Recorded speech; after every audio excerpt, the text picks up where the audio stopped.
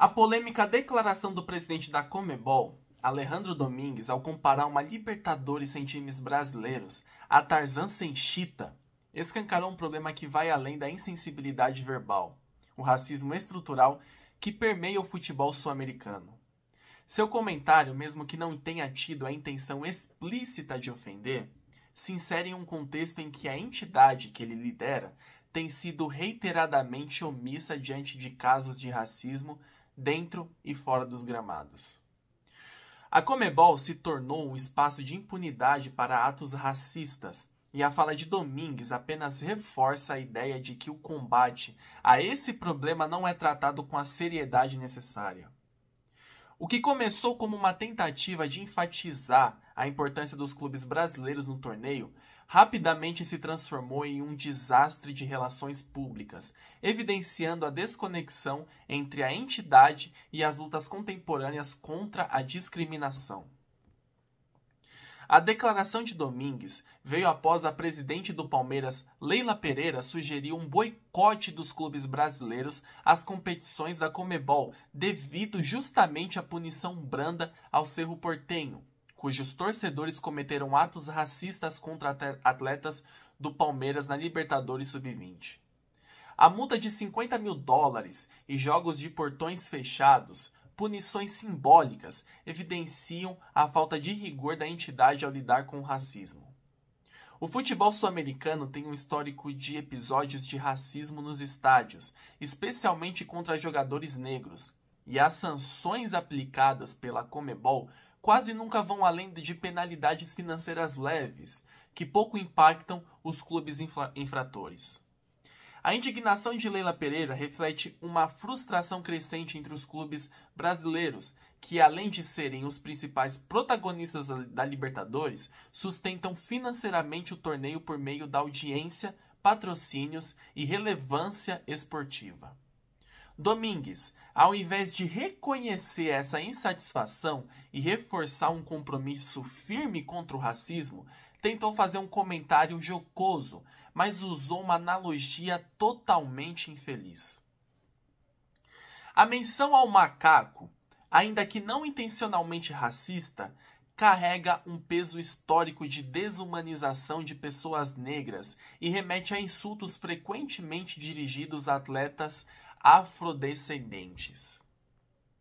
A rápida reação negativa de clubes brasileiros, do governo federal e da opinião pública obrigou Domingues a emitir uma nota oficial de desculpas alegando que sua fala foi uma expressão popular, sem intenção de ofender.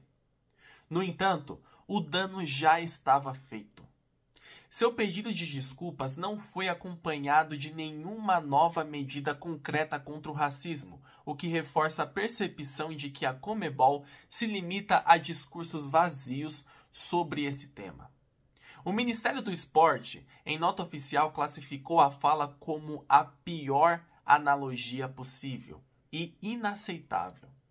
O governo brasileiro, representado por 3 ministros, repudiou a fala de Domingues e cobrou medidas concretas para punir e coibir atos de racismo nas competições organizadas pela Conmebol. Isso evidencia que o problema já não é mais apenas esportivo, mas também diplomático. A indignação generalizada mostra que há uma crescente intolerância com a normalização de declarações e atitudes que minimizam o impacto do racismo no futebol. Mesmo que Domingues não tenha tido a intenção explícita de ofender, sua fala revela uma falta de sensibilidade e uma desconexão preocupante com o momento atual do debate racial do esporte.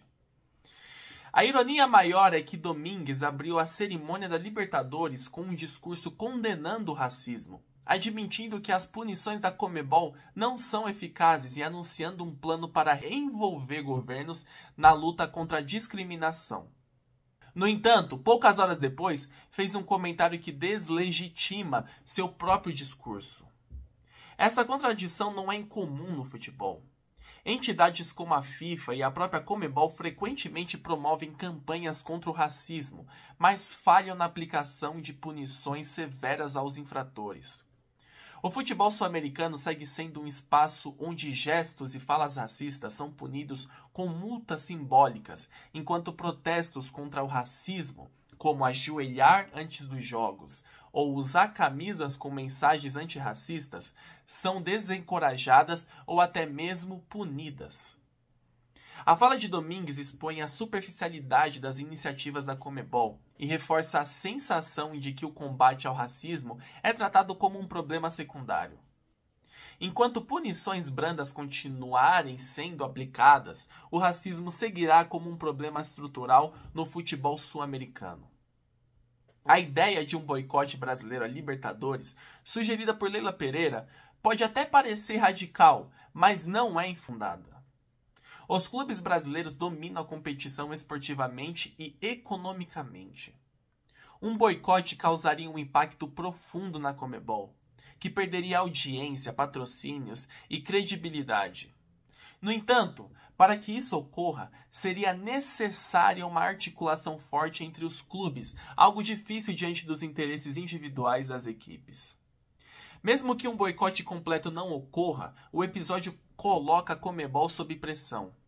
Clubes brasileiros já se demonstram dispostos a questionar o domínio da entidade, e esse incidente pode fortalecer debates sobre a necessidade de uma nova liga ou até mesmo uma reestruturação do futebol sul-americano, ou até mesmo a mudança de clubes brasileiros para a CONCACAF, como a própria Leila Pereira falou em sua fala.